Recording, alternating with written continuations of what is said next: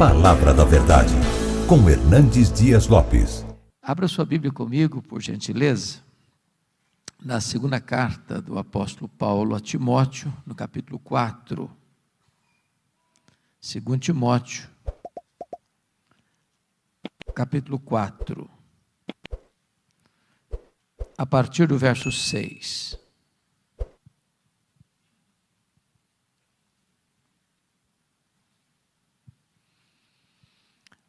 Todos vocês sabem que das 13 cartas que Paulo escreveu, esta é a última carta. E Paulo escreve essa carta da sua segunda prisão em Roma. Ele escreve essa carta na masmorra mamertina, uma prisão insalubre, escura, fétida, de onde as pessoas saíam leprosas ou para o martírio. Paulo escreve essa carta não como um apóstolo, um pregador, mas ele escreve essa carta debaixo de uma pesada acusação de ser um malfeitor, um bandido, um criminoso. Acusado de ser o líder dos incendiários de Roma. Paulo escreve essa carta depois de ter todos os irmãos da Ásia o abandonado, e até Timóteo, seu filho, estar com vergonha dele. Paulo escreve essa carta depois de ser condenado à pena de morte, no corredor da morte, aguardando o dia da sua execução. É com esse sentimento que ele vai relatar para nós suas últimas palavras registradas na Bíblia antes de morrer. Portanto, o texto que vamos ler tem um peso enorme, uma carga emocional profunda. E é com esse sentimento que eu convido você a considerar essa passagem. Paulo escreve assim: quanto a mim,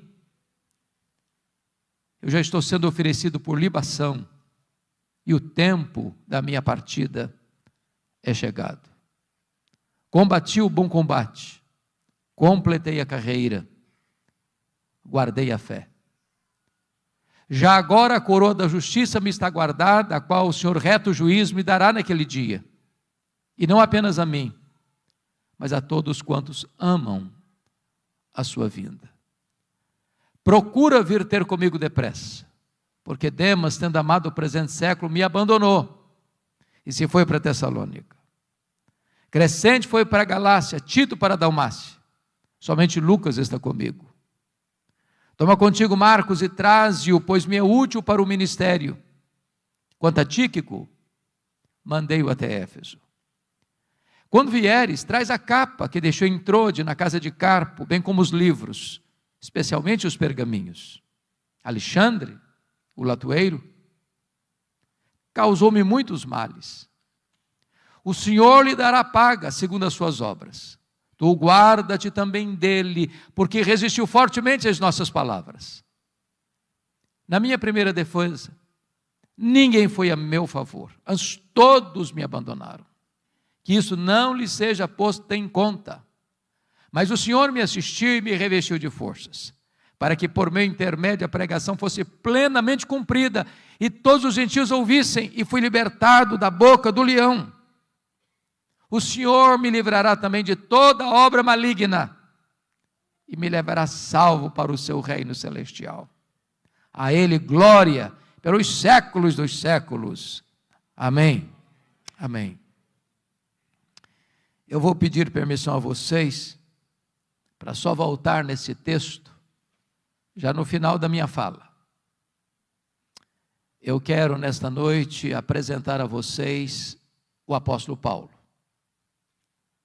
Este que foi certamente o maior evangelista, o maior missionário, o maior teólogo, o maior plantador de igrejas da história do cristianismo. Este homem que, dos 27 livros do Novo Testamento, escreveu 13. Este homem que percorreu as províncias do Império Romano, plantando igrejas na província da Galácia, da Macedônia, da Acaia, da Ásia Menor, que de Jerusalém ao Ilírico realizou a obra de Deus.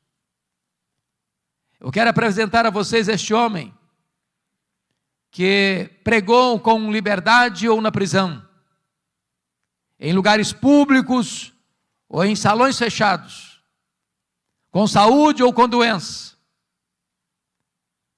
vivendo em paz ou perseguido, e que morre pobre,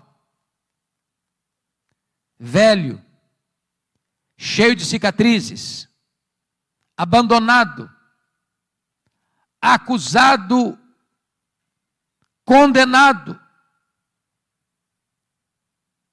executado. Mas este homem, muito embora tenha fechado as cortinas da vida diante de uma providência tão carrancuda, é mais influente na história do que todos os Césares de Roma juntos. Quem é este homem? Eu gostaria de apresentar a vocês nesta noite este homem. O primeiro cenário que nós encontramos na Bíblia sobre ele está lá em Filipenses 3, 3 e 5. Ele foi circuncidado ao 8º dia, da linhagem de Israel, da tribo de Benjamim, hebreu de hebreus, quanto à lei, fariseu, quanto ao zelo, perseguidor da igreja. Ele é uma espécie de judeu puro sangue. Diz Atos 22, versículo 3, que ele nasceu em Tarso da Cilícia, e foi enviado para lá, onde morava sua irmã, para estudar aos pés do grande rabino Gamaliel, neto do famoso rabino Hilel, para tornar-se um dos expoentes do judaísmo do primeiro século. Conforme Gálatas 1,14, dentre os seus pares, ele se destacou, pelo seu zelo pela tradição do seu povo, e tornou-se certamente um grande líder, personalidade forte, determinado, tornou-se um poliglota, um grande rabino, a promessa de uma grande liderança em Israel. Mas curiosamente, enquanto Saulo crescia e se fortalecia em Jerusalém, um outro rabino também crescia em Israel, não na decantada Jerusalém, onde estava o Sinédrio, onde estavam as autoridades religiosas, mas na pequena, na desprezada Nazaré da Galileia, não perlustrando os bancos de uma academia, mas trabalhando duro, na urdidura da luta de uma carpintaria com as mãos calejadas. Este rabino da Galileia, aos 30 anos de idade, deixa Nazaré, vai à Judéia, vai ao Jordão, e é batizado por João Batista, dando início ao seu ministério. Diz a Bíblia que ele pregava não como os escribas e fariseus, mas pregava como quem tinha autoridade. Os cegos viam, os surdos ouviam, os mudos falavam, os coxos andavam, os leprosos eram purificados e os mortos ressuscitavam. Porém, o Sinédrio, maiormente os fariseus e os escribas, começaram a vigiá-lo, a persegui-lo, a buscar uma ocasião para pregá-lo no contrapé, para acusá-lo. E chegou um momento em que as autoridades de Israel resolveram prendê-lo à traição e matá-lo. Contrataram testemunhas falsas para acusá-lo. Acusaram-no de 2 gravíssimos crimes de blasfêmia contra Deus e de conspiração contra César. Cuspiram no seu rosto, esbordoaram a sua cabeça, levaram-no ao pretório romano e Pilatos, a despeito de estar convencido da sua inocência, covarde e convenientemente, o entrega para ser crucificado. Crucificam-no, sepultam-no para alívio do sinédrio judaico. Porém, no 3º dia da semana, um fato glorioso aconteceu. O túmulo do Rabi da Galileia foi aberto de dentro para fora. E ele entrou nas entranhas da morte, arrancou o aguilhão da morte, matou a morte e ressuscitou, inaugurando a imortalidade. Isso foi uma bomba no arraial do inimigo. Então contrataram Saulo de Tarso como braço de ferro do Sinédrio para perseguir de forma implacável a igreja que estava nascendo. E este personagem, Saulo de Tarso, é reconhecido no Novo Testamento por 2 retratos. Primeiro, ele era uma fera selvagem. Se não, vejamos. Atos 9:1 diz que ele respirava ameaças e morte contra os discípulos. E esta palavra é a mesma na língua grega para uma fera selvagem que salta sobre a sua presa para destruí-la. Ele era uma fera selvagem. Aliás, diz o texto lá em 1 Timóteo 1,13 que ele era um perseguidor, blasfemo e insolente. 1 Coríntios 15:9 diz que ele se sentiu o menor dos apóstolos porque ele perseguiu a igreja de Deus. Atos 8:3 diz que ele não respeitava domicílio doméstico, ele entrava nas casas e arrastava homens e mulheres para encerrá-los em prisões, e assim ele assolava a igreja de Deus. Gálatas 1,13 diz que ele devastava a igreja de Deus.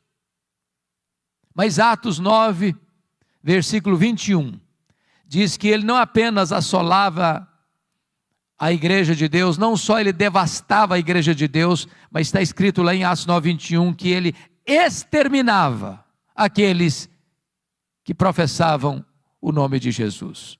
E vocês bem sabem que exterminar não é prender, exterminar não é bater, exterminar é matar.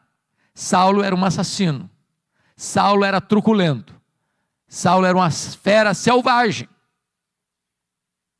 Mas isso fica ainda mais claro quando você olha Atos 22:4, que diz que ele perseguiu o caminho até a morte. E notem vocês que ele não persegue apenas os crentes, ele persegue a religião dos crentes, ele persegue o caminho, com fúria assassina. Mas Atos 26, versículo 9, diz que ele entendia que devia fazer muitas coisas contra o nome de Jesus. Em outras palavras, ele não perseguia apenas os crentes, ele não perseguia apenas a religião dos crentes, ele perseguia o Deus dos crentes, ele perseguia Jesus. Mas Atos 26:10 diz que ele encerrou muitos, não poucos, não alguns, mas muitos dos santos em prisões, e contra esses muitos ele dava o seu voto quando os matavam. Ele não mandou matar pouca gente não, muita gente, muitos discípulos. Ele era um serial killer, ele era um assassino em série, ele era um homem bárbaro, ele era um sanguinário, ele era uma fera selvagem. Mas Atos 26:11 disse que por todas as sinagogas ele perseguia os cristãos, forçando-os a blasfemar. E até por cidades estranhas ele os perseguia. Agora notem vocês que Saulo não perseguia os crentes apenas fisicamente, perseguia-os também psicologicamente. Ele entrava numa sinagoga e dizia para os crentes assim: ou você nega Jesus ou eu te prendo, ou você nega Jesus ou eu te bato, ou você nega Jesus ou eu te mato. Ele era uma fera selvagem. Mas o Novo Testamento nos apresenta um segundo quadro deste homem. Ele não era apenas uma fera selvagem, ele era um touro indomável. Esta figura está lá em Atos 26:14. Quando o próprio Senhor Jesus Cristo aparece para ele no caminho de Damasco, quando ele furiosamente marchava para Damasco para prender os cristãos, e o Senhor disse para ele: Saulo, Saulo, por que me persegues? Dura coisa te é recalcitrares contra os aguilhões. Eu fui criado na região rural, e eu vi, pastor Lutero, muitas vezes alguém amansando um boi para o trabalho doméstico. E o principal instrumento para se amansar um boi bravo e torná-lo dócil e útil é o aguilhão. É o aguilhão. Às vezes, meus irmãos, nós temos a ideia de que o Espírito Santo só começou a trabalhar na vida de Saulo ali no caminho de Damasco. Isso não é um fato. Todas as vezes que Saulo entrava numa casa e arrastava homens e mulheres para a cadeia, todas as vezes que Saulo entrava numa sinagoga e forçava os crentes a blasfemarem, e esses crentes, em vez de blasfemarem, estavam dispostos a sofrer e a morrer por causa da sua fé, e Saulo mandava matar essa gente que negava ou que recusava-se a negar a Cristo, era o Espírito Santo ferroando esse touro bravo, era o Espírito Santo picando a consciência deste homem selvagem, mas ele não quer se curvar, ele não quer ser amansado. Até o dia que, caminhando ele para Damasco, o domador de touro bravos brada desde as alturas e o joga ao chão e diz: Saulo, Saulo, por que me persegues? Dura coisa te é recalcitrares contra os aguilhões. O touro bravo está caído, o touro bravo está vencido, o maior perseguidor do cristianismo está convertido. Encerra-se aqui o primeiro capítulo da sua vida, abre-se um novo capítulo na sua história, a preparação de Saulo para o ministério. Diz a Bíblia que ele ficou cego, e ele é levado aqui da estrada de Damasco para a rua direita, na casa de Judas, onde fica 3 dias cego, orando. E então o Senhor aparece a Ananias em uma visão, lá em Damasco, e diz: Ananias, vá à rua direita, na casa de Judas, e impõe as mãos sobre Saulo, ele está orando, para que ele recobre a sua visão. E Ananias responde: mas Senhor, eu tenho ouvido de tanta gente quantos males tem feito este homem aos teus santos em Jerusalém. E o Senhor diz: vai, porque ele é para mim um vaso escolhido. Eu enviarei para longe aos gentios, aos reis, ao seu próprio povo, e eu lhe mostrarei o quanto importa sofrer pelo meu nome. Diz a Escritura que Ananias foi, que Ananias impôs sobre ele as mãos, escamas como que caíram dos seus olhos, ele ficou cheio do Espírito Santo, e ele se levantou, e ele foi batizado.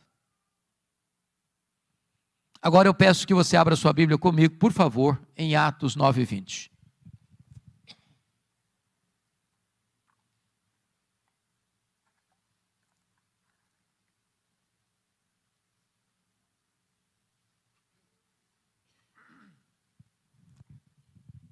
Veja você que logo que ele foi curado, logo que ele foi revestido com o Espírito Santo, logo que ele foi batizado, está escrito que então ele começa a pregar em todas as sinagogas de Damasco, afirmando que Jesus é o Filho de Deus.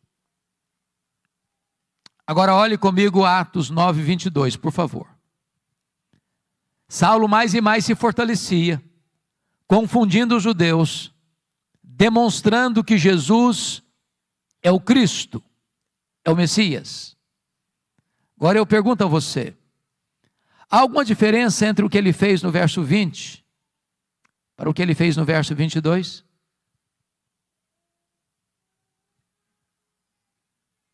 No verso 20 ele afirma que Jesus é o Filho de Deus. No verso 22 ele demonstra que Jesus é o Cristo, o Messias. Há uma profunda diferença. Demonstrar é provar uma tese detalhada, meticulosa e exaustivamente. A pergunta é: quanto tempo durou entre o que ele fez no verso 20 para o que ele fez no verso 22? Atos não responde esta pergunta. Dr. Ray Stedman, de quem falávamos agora há pouco, disse que há um intervalo aqui do verso 20 para o verso 22 de 3 anos. E onde Paulo esteve nesses 3 anos? Diz a Bíblia lá em Gálatas, capítulo 1, a partir do verso 13, que logo que ele foi convertido em Damasco, ele não subiu para Jerusalém onde estavam os apóstolos, mas ele foi para a região da Arábia, e lá ele ficou 3 anos, Após o que ele retorna outra vez para Damasco. E a pergunta é: o que ele ficou fazendo 3 anos na Arábia? E a resposta é: um seminário intensivo com o Senhor Jesus.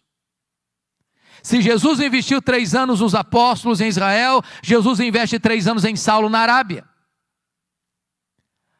As doutrinas que ele aprendeu na Arábia não foram como as doutrinas que ele aprendeu no judaísmo aos pés de um mestre humano, mas foi por revelação do próprio Senhor Jesus. Certamente nesses 3 anos ele releu o Antigo Testamento e descobre uma coisa: aquele Jesus que ele estava perseguindo era de fato o Messias. E então, convencido dessa verdade, diz Gálatas 1,18, que ele retorna outra vez para Damasco, e aí que se encaixa Atos 9,22, Saulo mais e mais se fortalecia, confundindo os judeus, provando, demonstrando que Jesus é o Messias, que Jesus é o Cristo. O que acontece com ele? Os judeus de Damasco querem matá-lo. E ele precisa fugir de noite, de forma humilhante, dentro de um cesto, muralha abaixo. Para onde ele vai? Agora ele vai subir para Jerusalém. Então veja comigo aí Atos 9,26. Agora ele sobe para Jerusalém. E aqui, meus amados, eu quero levantar uma tese. Eu preciso muito da sua atenção para acompanhar o meu raciocínio, para você não perder o centro desta lição. Quando Saulo sobe aqui para Jerusalém, ele não está governado pela nova aliança, ele está governado pela velha aliança. A nova aliança é uma doutrina gloriosa, que o próprio Paulo vai ensinar na sua segunda carta aos Coríntios, a partir do capítulo 2, versículo 14, quando ele diz: graças, porém, a Deus, que em Cristo sempre nos conduz em triunfo, e por meio de nós manifesta a fragrância do seu conhecimento, tanto nos que são salvos como nos que se perdem, para esse cheiro de vida para a vida, para aqueles aroma de aroma para a morte. Mas quem, porém, é suficiente para essas coisas? E a pergunta fica no ar, sem resposta. E a resposta só chega no capítulo 3, versículos 4 e 5, quando ele diz: a nossa suficiência vem de Deus. Quando Moisés desceu do Monte Sinai, com as tábuas da lei, o povo disse para Moisés: tudo que o Senhor falou, nós faremos. E eu pergunto a vocês: fizeram? E a resposta é não. Por que não? Faltou sinceridade do povo? Não, faltou poder. Na velha aliança tudo depende de você, nada de Deus. Na nova aliança tudo depende de Deus, nada de você. A nossa suficiência vem de Deus. Então a tese que eu quero levantar agora é que quando Saulo sobe para Jerusalém, em Atos 9,26, ele não está governado pela nova aliança, mas pela velha aliança. Por quê? Porque ele está convencido de uma coisa. Ele está convencido de que ele será o grande líder da igreja de Jerusalém. E ele tinha motivos para isso? Primeiro, todos os apóstolos de Jesus, exceto Judas Iscariotes, eram galileus. E vocês bem sabem que aqui na Judéia, os galileus eram tidos como gente de segunda classe. Tanto é fato que quando o Espírito Santo foi derramado, lá em Atos 2, o derramamento do Espírito produziu na multidão 3 reações. Primeiro, ceticismo. O que quer isso dizer? Segundo, preconceito. São galileus. Terceiro, zombaria. Estão bêbados. Saulo deve ter pensado assim: esses galileus aqui na Judéia, aqui em Jerusalém, não vão conseguir nada não. Segundo, os apóstolos do Senhor Jesus Cristo, além de galileus, eram iletrados. Jerusalém era a capital intelectual da teologia. Lá estavam os escribas, lá estavam os fariseus, lá estavam os saduceus, lá estavam os teólogos da época. E Saulo deve ter pensado: esses discípulos aí, além de galileus, são iletrados, eles não vão conseguir nada aqui em Jerusalém. Saulo deve ter pensado assim: eu tenho o melhor preparo, eu tenho o melhor currículo, eu tenho melhor performance, eu tenho as características que essa cidade precisa para que o evangelho deslanche aqui. Sabe o que aconteceu? Veja aí Atos 9,26. Quando ele chega em Jerusalém, os discípulos todos não acreditaram na conversão dele. Pensaram que ele estava sabotando a fé para perseguir os cristãos e bater a porta da igreja na cara dele. Para quem queria ser líder, nem recebido foi.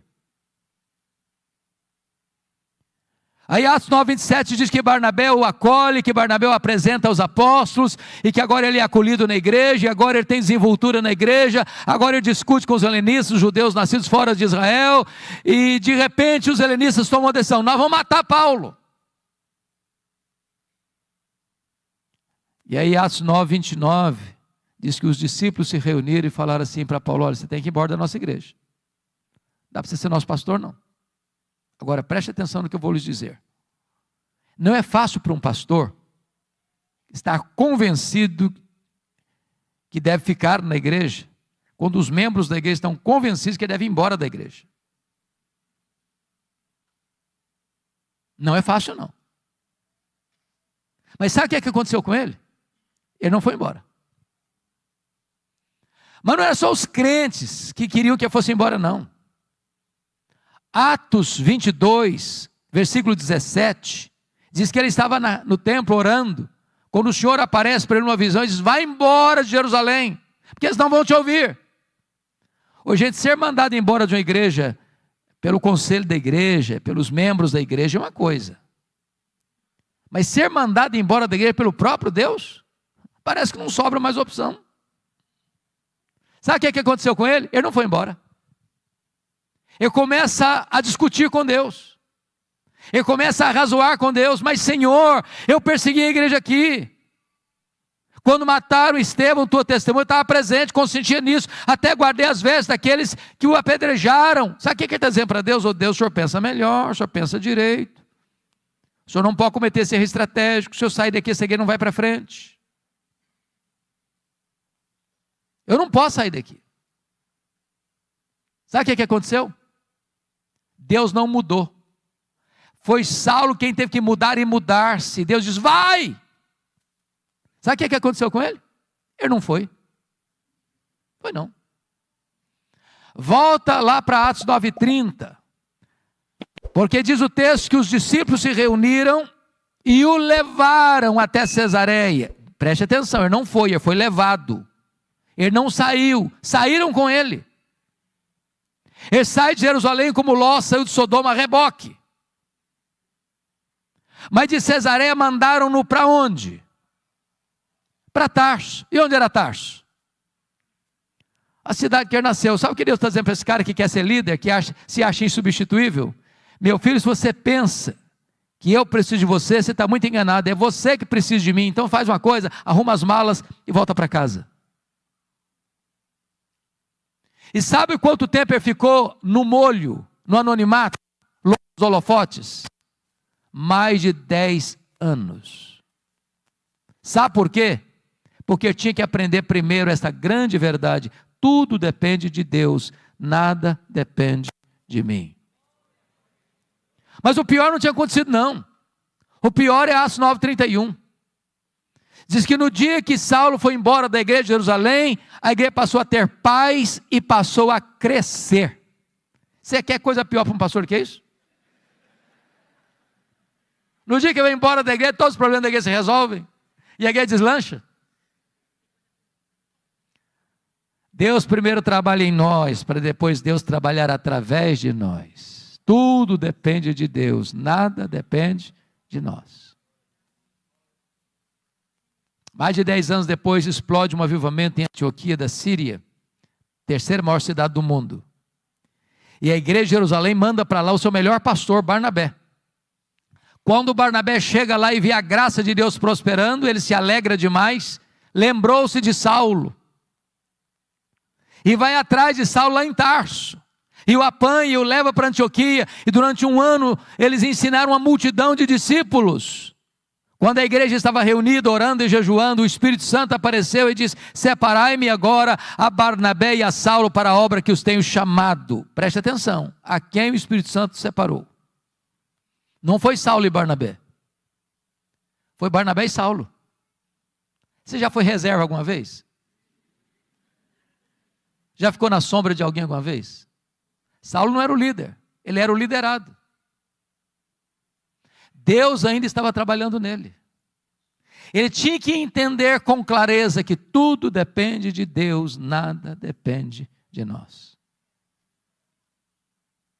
Diz a Escritura que eles estão indo agora, chegando em Pafos, quando o procônsul Sérgio Paulo se interessa pelo Evangelho, quer ouvir o Evangelho, mas o seu mágico a tiracola Elimas quer impedir o procônsul de se converter, porque se o procônsul se converte, ele perde o emprego de mágico. Era uma questão de interesse. Então diz a Bíblia que Saulo, também chamado Paulo, cheio do Espírito Santo, disse ao mágico: ó servo do diabo, até quando perverterás os retos caminhos de Deus? Pois ficarás cego. E o mágico fica cego, e os olhos do procônsul são abertos, e ele é convertido ao Senhor Jesus. E a partir dali, Saulo deixa de usar o seu nome judaico Saulo, para usar o seu nome romano Paulo, e a partir de então, ele se transforma no maior líder do cristianismo. Sabe por quê? Porque aprendeu que tudo depende de Deus, nada depende de nós. Atos 13:13 diz que ele chega em Perge da Panfilha, e em Perge da Panfilha, o jovem Marcos, ou João Marcos, ou Marcos, que era primo de Barnabé, abandona os dois missionários e volta para a casa da sua mãe em Jerusalém. É muito curioso isso, porque a Bíblia não diz por que o Marcos voltou para a casa da mãe dele. Nós poderíamos cogitar 3 possibilidades. Talvez uma delas seja a verdade dos fatos. Talvez a primeira fosse assim: bom, ele era muito moço, muito jovem, e empolgado pensou que missões fosse turismo. Quando percebeu que não era turismo, ele se decepcionou e voltou. Pode ser, não sei. Talvez uma segunda possibilidade, que quando eles saíram de Antioquia da Síria, o líder da caravana era o primo dele, o Barnabé. Em Pafos, a liderança muda das mãos de Barnabé para Paulo. Ele deve ter pensado: sob a liderança do meu primo, eu tinha coragem de ir, na liderança do outro eu não vou não. Mas há uma terceira possibilidade, eu particularmente creio nessa terceira possibilidade.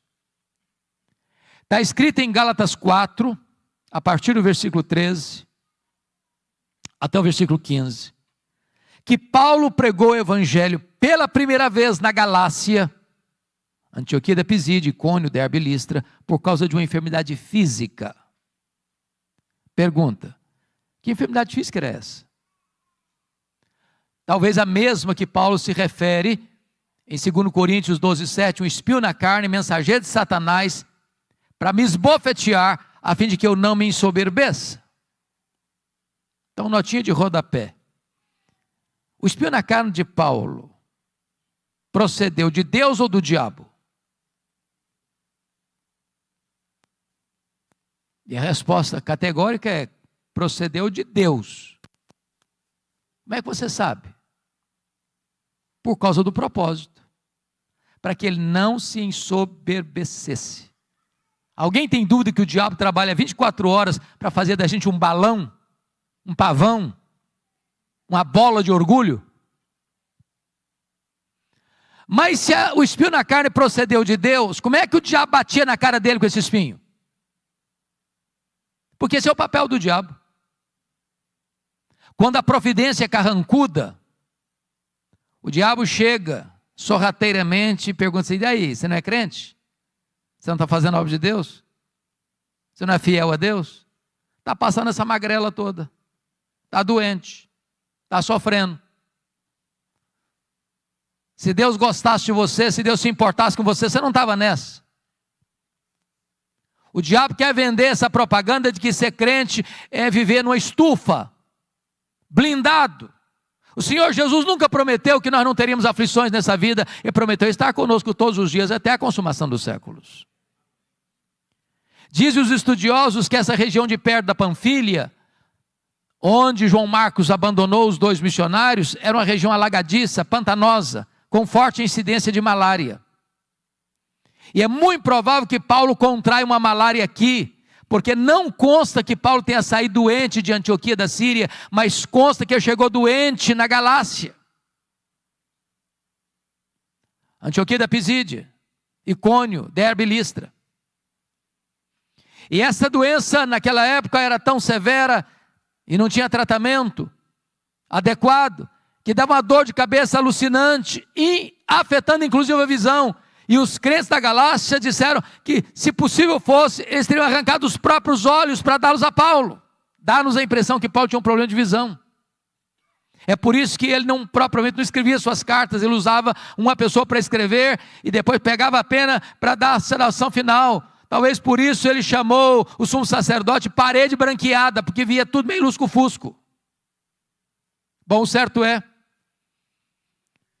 que o João Marcos retorna para a casa da mãe dele, e os dois missionários sobem as montanhas do Cáucaso, e chegam lá em cima, na Galácia do Sul, e pregam com poder, com graça, com dureza, com lágrimas, com sangue, mas deixando para trás igrejas estabelecidas, lideranças eleitas, e a igreja marchando vitoriosamente. Agora eles retornam para a igreja base, a igreja de Antioquia da Síria, e observe comigo que está escrito aí em Atos 14, 26 e 27. Reunida a igreja, relataram quantas coisas fizera Deus, e como Deus abrira a porta do evangelho para os gentios. Preste atenção nisso. Há espaço para testemunho na igreja, mas não há espaço para projeção humana na igreja. Eles não relataram quantas coisas fizeram eles relataram quantas coisas fizera Deus. Quem faz a obra é Deus, nós somos apenas os instrumentos.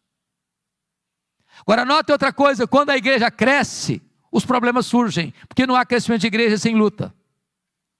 É por isso que Atos 15:1 diz que quando os membros da seita dos fariseus escutaram lá em Jerusalém que os gentios estavam sendo recebidos sem passar pelo rito da circuncisão, eles desceram e disseram para os crentes gentios assim: se vocês não se circuncidarem, vocês não poderão ser salvos. Se vocês não circuncidarem e não guardarem a lei, vocês não podem ser salvos. Bom, mas isso não é evangelho. E se afirmar que o sacrifício de Cristo não foi suficiente, e se afirmar que sua fé em Cristo não é o bastante. Então vou lhes dizer algo muito solene agora. Não adianta fazer missões se a teologia é ruim. Porque se a teologia é ruim, quanto mais se prega, pior fica. Então não dá para fazer uma segunda viagem missionária sem corrigir a rota teológica da igreja. O que fizeram? Convocaram um concílio em Jerusalém, os apóstolos, os presbíteros, e eles se reuniram para debater a matéria. Lá estava sob a liderança de Tiago, irmão de Jesus, lá estava o testemunho de Barnabé, de Pedro, de Paulo, e então tomam a decisão, e escrevem a decisão, comunicam a decisão às igrejas. É só a fé em Cristo para a salvação, não se agrega mais nada à obra perfeita e cabal do Senhor Jesus Cristo. Agora a teologia está boa, agora Paulo precisa voltar, e agora note comigo Atos 15:36. Ele chega para Barnabé e diz: Barnabé, vamos voltar para a segunda viagem missionária, Barnabé? Vamos visitar aquelas igrejas que nós plantamos, vamos fortalecer aqueles irmãos? Barnabé diz: vamos, Paulo, vamos sim. Só um detalhe, eu quero levar comigo, com a gente, o meu primo, o Marcos. Paulo respondeu assim: eu não acho justo levarmos aquele que nos abandonou desde perto da Panfilha. E aí diz o texto que houve uma desavença tal entre os dois líderes, Paulo e Barnabé, que os dois não caminharam juntos mais.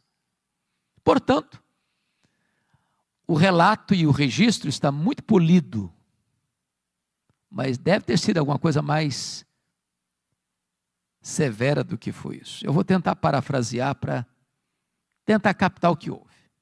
Eu acho que foi mais ou menos o seguinte: Paulo chegou para o Barnabé e disse: Barnabé, que decisão maravilhosa o concílio de Jerusalém tomou. Vamos fazer uma coisa agora? Agora que a rota da igreja, da teologia está boa, vamos voltar para a obra missionária? Barnabé disse: vamos, Paulo. Mas deixa eu te fazer uma pergunta. Você lembra do meu primo?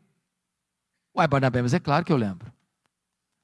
Deixa eu dizer, eu estou com vontade de levar com a gente. E ele está todo empolgado para ir. Paulo fechou a cara. O Barnabé comigo, esse cara não vai não. Ô Paulo, mas ele melhorou, ele está mais maduro. Ele vai ser uma benção, comigo ele não vai não. Mas Paulo, deixa eu te falar, você não pode ser tão duro assim não. Vamos dar uma chance para o menino, comigo ele não vai. Mas Paulo, ele vai ser útil para nós, comigo ele não vai, Barnabé. Pronto, acabou, não vai. Deixa eu dizer uma coisa, notinha de rodapé. Os líderes da igreja não deviam brigar não, sabia? Mas às vezes brigam. Mas até quando os líderes brigam, o plano de Deus não pode ser frustrado. Porque agora, em vez de uma caravana, tem duas. Barnabé pega o Marcos e leva lá para Chipre. Paulo pega um profeta da igreja de Jerusalém, Silas, e vai para outra direção. Eu fico imaginando se não tivesse um Barnabé na vida do Marcos. Você já se sentiu persona não grata alguma vez? Já se sentiu descartado alguma vez? Já escutou de alguém comigo que você não trabalha? Você não tem perfil? Eu não acredito em seus dons, não acredito nos seus talentos, não acredito em você?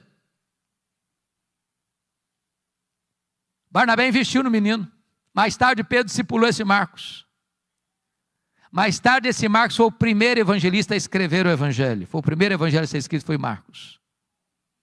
Mais tarde Paulo vai dizer: ô Timóteo, quando você vier aí, meu filho, traz o Marcos aí com você. Ele me é útil para o ministério.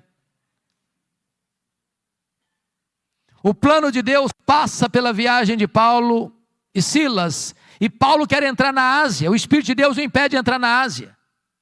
E de repente ele escuta a voz de um varão macedônio: passa Macedônia, ajuda-nos. E ele entra na Macedônia, ele entra na Europa. E louvado seja Deus. Talvez você e eu estejamos aqui nesta noite porque o Espírito Santo inclinou a obra missionária para o Ocidente, não para o Oriente naquele tempo.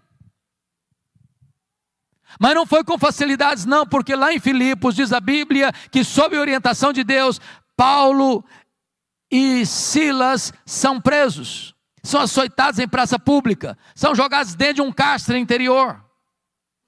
Então, me permita dizer isso: quem dá a direção missionária para a igreja é Deus, mas quem precisa saber e escolher os melhores métodos somos nós.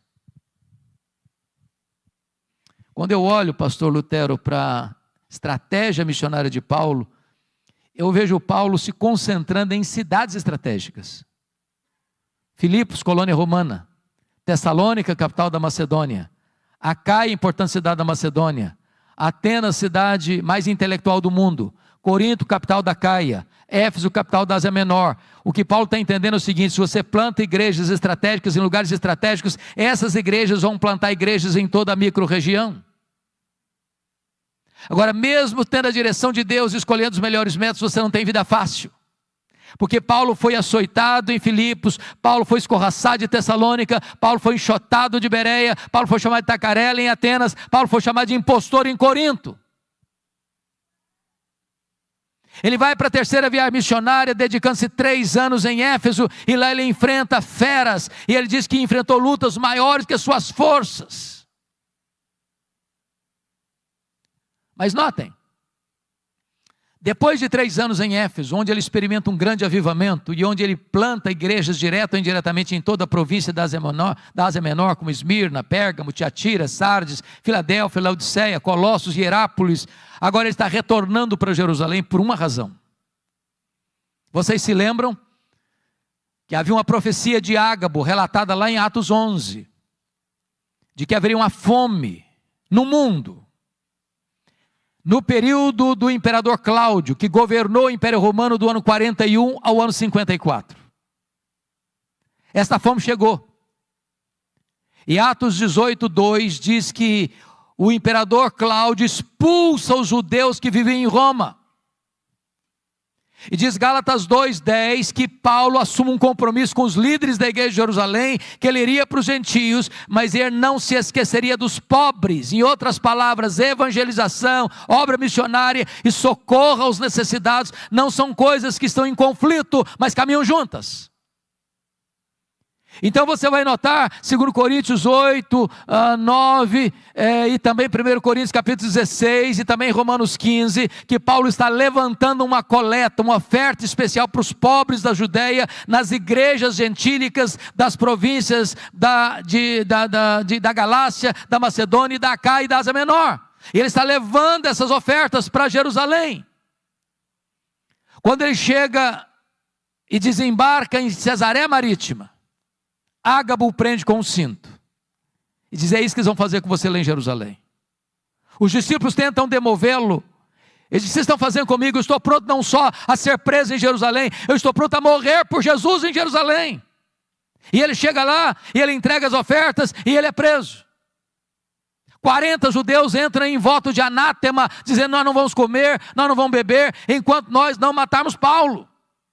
A notícia vaza, chega o sobrinho de Paulo, ele vai e comunica a Paulo, que comunica ao comandante, e naquela mesma noite Paulo é trasladado de Jerusalém para Cesareia Marítima, onde ficava todo o aparato militar de Roma, e Paulo fica ali 2 anos sendo acusado pelos judeus, sob a égide dos governadores Félix e Festo. Agora preste atenção nisso.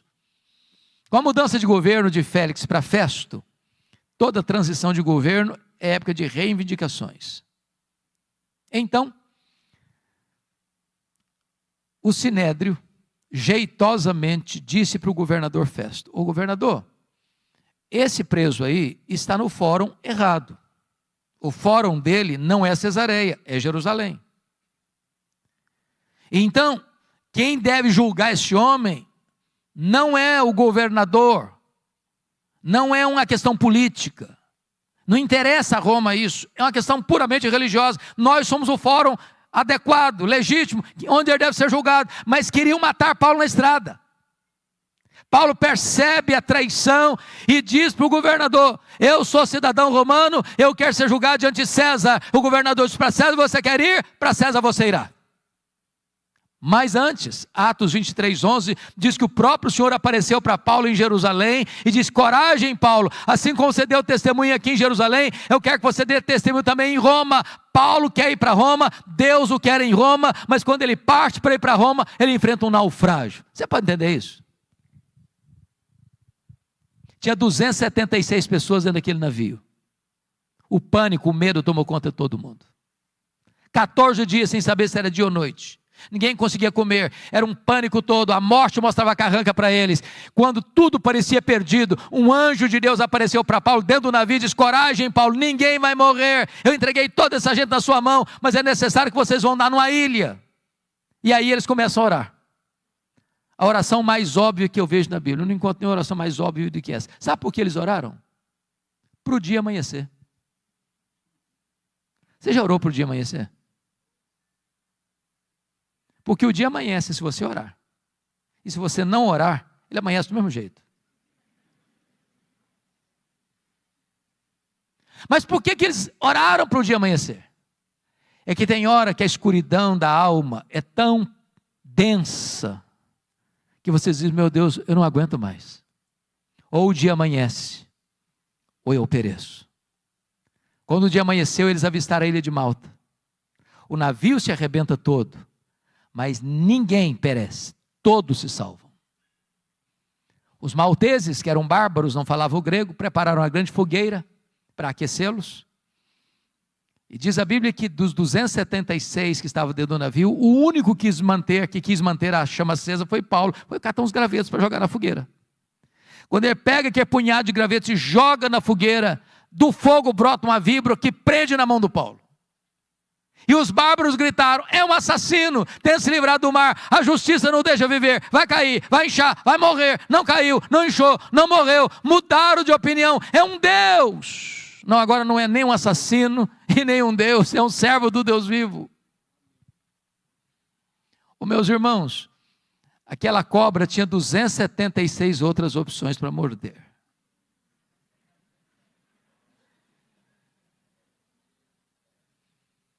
Pois bem, agora Paulo fica os 3 meses de inverno pesado ali na ilha de Malta, porque era a providência de Deus. Sabe por quê? O prefeito da cidade estava doente, Paulo orou por ele, o pai do prefeito estava doente, Paulo orou por ele, foi curado, os demais enfermos vieram, Paulo orou por eles, eles foram curados. Aí você aprende uma coisa: não foi a tempestade que levou Paulo para a ilha de Malta, foi a mão da providência divina. Tem hora que parece que a vida está de ponta cabeça, e Deus está escrevendo o capítulo mais emocionante da sua vida. Paulo chega em Roma não como gostaria de ter chegado. E queria ter chegado para ficar com a igreja, para encorajar a igreja, para ser abençoado pela igreja, para ser enviado para a Espanha pela igreja de Roma. Mas ele chega preso, chega algemado. Mas ele vai dizer na carta aos Filipenses 1,12 assim: meus irmãos, eu quero que vocês saibam que as coisas que me aconteceram têm antes contribuído para o progresso do Evangelho. Agora notem isso. Você poderia chegar para Paulo e perguntar assim: ô Paulo, que coisas lhe aconteceram? Que coisas, Paulo? Ele podia fazer um resumão para nós. Ele podia dizer o seguinte: olha gente, eu fui perseguido em Damasco, eu fui rejeitado em Jerusalém, eu fui abandonado em Tarso, eu fui apedrejado em Listra, eu fui açoitado em Filipos, eu fui escorraçado em Tessalônica, eu fui enxotado de Bereia, fui chamado de tagarela em Atenas, eu fui chamado de impostor em Corinto, eu enfrentei feras em Éfeso, eu enfrentei um naufrágio para Roma, fui picado por uma cobra em Malta, eu cheguei em Roma preso e algemado, mas eu quero que vocês saibam que as coisas que me aconteceram têm antes contribuído para o progresso do Evangelho. Esse homem não crê em acaso, esse homem não crê em sorte, esse homem não crê em azar, esse homem não crê em determinismo cego, esse homem crê que a mão de Deus dirige o seu destino. E porque ele está preso em Roma, em Filipenses 1, ele diz que 3 coisas aconteceram com ele. Primeiro, as igrejas foram mais encorajadas a pregar. Quando viram Paulo preso e trabalhando, se mexeram. O Ray Stedman, neste livro que nós comentávamos agora há pouco, A Dinâmica de uma Vida Autêntica, diz que um dos bons e eficazes métodos de crescimento de igreja, eu pessoalmente não gosto dele, é o seguinte: você quer ver a igreja crescer? Bote os pastores na cadeia e a igreja crescerá.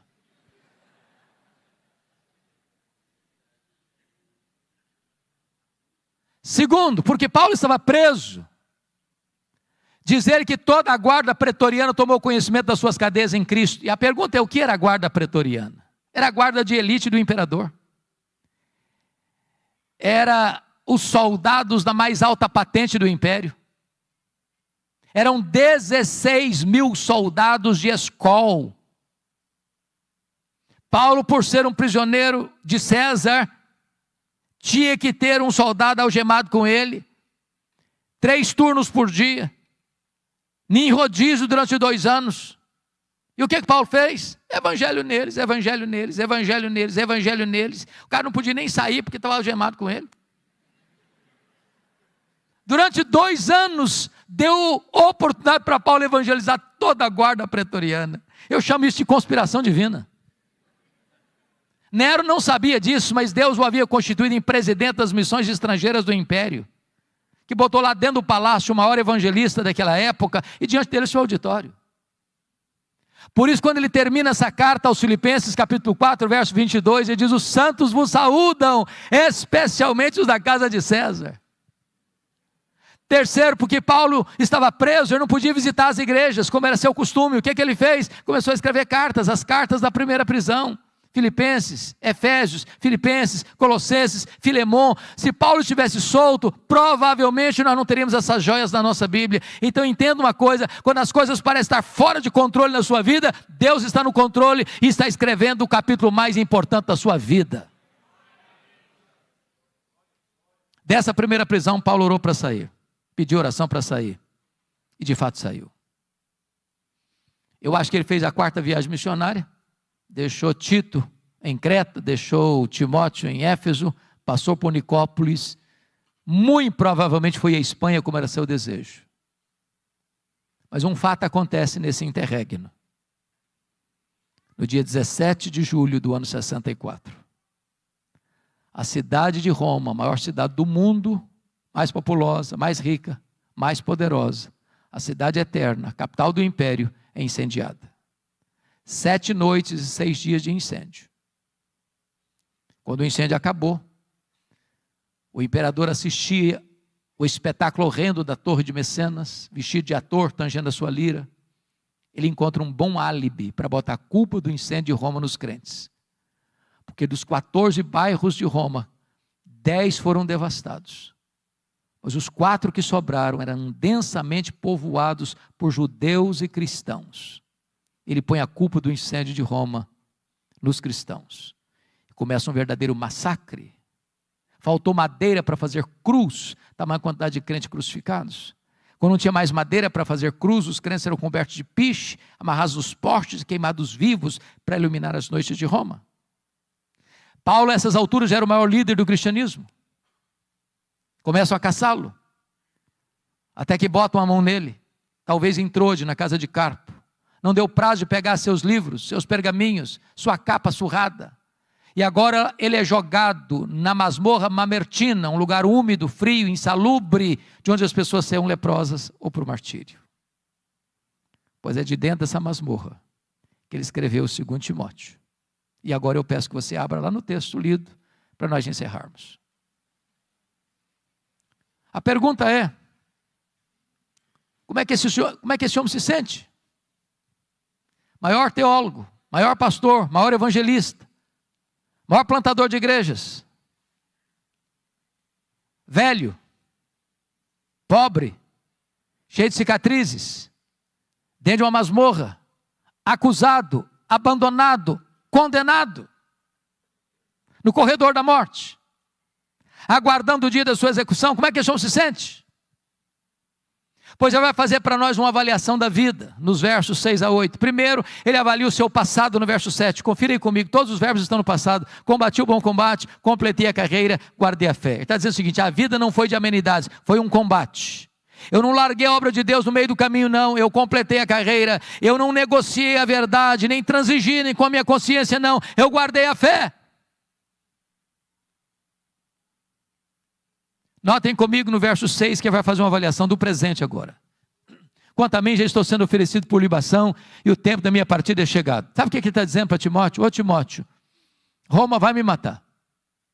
Mas deixa eu dizer, Timóteo, não é Roma que vai me matar, não. Eu vou me entregar. E eu não vou me entregar para Roma, não, Timóteo. Eu vou me entregar para Deus, como uma oferta de libação ao Senhor. E tem mais, Timóteo, eu não vou morrer, não. Eu vou partir. Porque a palavra partida aí é um eufemismo para a morte. E essa palavra partida no grego tem 3 significados. Primeiro, essa palavra significava tirar o peso das costas de alguém. Sabe o que é morrer para um crente? Apocalipse 14, 13 diz o seguinte, que é descansar das suas fadigas. Segundo, a palavra partida significa desatar um bote de um tronco e atravessar para o outro lado do rio. Sabe o que é morrer para um crente? É fazer a última viagem da vida rumo à pátria celestial. Terceiro, a palavra partida no grego significa afrouxar as estacas de uma barraca, levantar acampamento e ir para sua casa permanente. Sabe o que é morrer para um crente? É mudar de endereço e ir para a casa do Pai. Paulo não está com medo de morrer, porque sabe em quem tem crido e está pronto indo. Mas agora Paulo vai fazer uma avaliação do seu futuro no verso 8, confira comigo. Já agora a coroa da justiça me está guardada, a qual o Senhor reto juízo me dará naquele dia, e não apenas a mim, mas a todos quantos amam a sua vinda. O que Paulo está dizendo é o seguinte, ô Timóteo, o juiz de Roma, no tribunal de Roma, me considerou culpado, e vai me executar. Mas isso, Timóteo, não me importa. O que me importa de fato é que o reto juiz, diante de quem todos vão ter que comparecer, já me justificou. Eu não tenho mais nenhum crime, nenhum pecado, Timóteo. A minha dívida está paga, eu estou livre, eu estou inculpável diante do tribunal de Deus, porque foi declarado justo por causa da justiça de Cristo imputada a mim. Então, Timóteo, eu não estou indo, Timóteo, para a espada de Roma degolar minha cabeça. Eu estou indo, na verdade, é receber a coroa da justiça do reto juiz. Louvado seja o Senhor. Mas, irmãos, esse homem não é um super-homem. Esse homem não é um super-crente. Esse homem é um homem, como você e eu. E antes de morrer, ele abre o coração e compartilha conosco os últimos sentimentos da sua alma, as lutas que viveu no corredor da morte. E a primeira coisa que ele vai dizer para nós, está no versículo 9, é lidar com o drama da solidão. Procura vir ter comigo depressa. Versículo 21, venha meu filho antes do inverno. Este homem que investiu a vida em gente, no final da vida, não tem alguém para lhe dar um abraço. Segundo, ele vai compartilhar conosco a dor do abandono no versículo 10. Demas, tendo amado o presente século, me abandonou. Aquele que fez a obra de Deus com tanto zelo, com tanto vigor, que investiu a vida na vida de tanta gente, agora está vivendo o drama de ser abandonado na velhice, na hora que mais precisa de ajuda. Terceiro, e compartilhe conosco o drama das privações. Versículo 13 e 14. E tem privação emocional, precisa de gente. Gente precisa de Deus, mas gente precisa de gente. Privação mental. Está precisando de ler. Traz os meus livros. Traz os pergaminhos, as cópias da Bíblia. Me impressiona, Paulo, porque está morrendo, mas quer ler mais. Tem gente que passa a vida inteira sem ler nada. Mas em terceiro lugar, ele estava enfrentando privações físicas. Você sabe que gente velha sente mais frio do que gente nova. Roma, no inverno, chega a temperaturas abaixo de zero. Lá dentro da masmorra é tão frio ou mais frio que aqui fora. O homem que foi o maior bandeirante da fé, está fechando as cortinas da vida, não tem uma capa surrada para usar, para aquecer o seu corpo. Isso, meus irmãos, é um alerta para nós, que às vezes tendo casa para morar, tendo cama para dormir, tendo roupa quente para vestir, tendo comida farta sobre a mesa, ainda está murmurando. Paulo, no final da sua vida, talvez lida com o maior de todos os dramas. É o drama da ingratidão. Versículo 16 diz: na minha primeira defesa, ninguém foi a meu favor, mas todos me abandonaram. Mas louvado seja Deus, pelo versículo 17, onde você encontra uma conjunção adversativa, mas o Senhor me assistiu, me revestiu de forças, para que por meu intermédio a pregação fosse plenamente cumprida e todos os gentios ouvissem, e fui libertado da boca do leão. O Senhor me livrará de toda obra maligna, me levará salvo para o seu reino celestial. Louvado seja Deus. Você pode perder o apoio da terra, mas jamais perder o apoio do céu. Você pode ser abandonado pelos homens, mas jamais será abandonado por Deus. Quis a providência divina, irmãos, que o final da história deste homem não estivesse registrada nas Escrituras. Mas eu vejo esse dia. Eu imagino esse dia. Eu imagino essa cena. De um dia o carcereiro, o carrasco, sem alma, sem piedade, endurecido, recebendo em sua mesa, talvez um pedaço de couro, contendo o nome de um prisioneiro que deveria ser executado naquele dia. E eu imagino esse homem se levantando da sua cadeira, com passadas largas e pesadas, com um molho de chaves numa mão, uma tocha de fogo na outra. E eu vejo esse homem entrando e abrindo aquela pesada porta de ferro. Eu vejo esse homem entrando com aquela tocha de fogo e gritando: prisioneiro Paulo, prisioneiro Paulo, prisioneiro Paulo. E lá no fundo o velho responde: sou eu estou aqui. Ele é acorrentado, ele é retirado da masmorra, é levado para o local da execução. E por ser certamente o prisioneiro mais conhecido e mais famoso de Roma, porque era o grande bandeirante da fé de todo o império, o carrasco lhe pergunte: você quer dizer algumas palavras antes de morrer? Talvez esperando que ele fosse expor a sua mágoa, sua revolta, sua dor, por ter sido acusado, maltratado, abandonado, reduzido à calamidade. Eu imagino Paulo respondendo assim: eu tenho alguma coisa para dizer. E talvez Paulo pudesse recordar do que escreveu para Timóteo.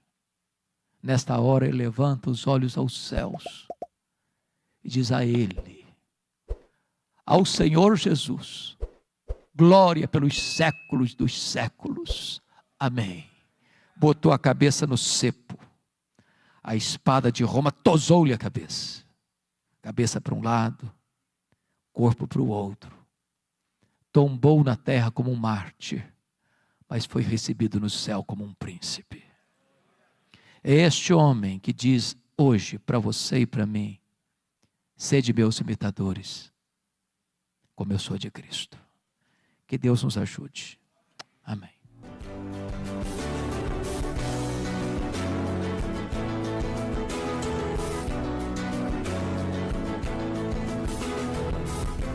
Palavra da Verdade, com Hernandes Dias Lopes.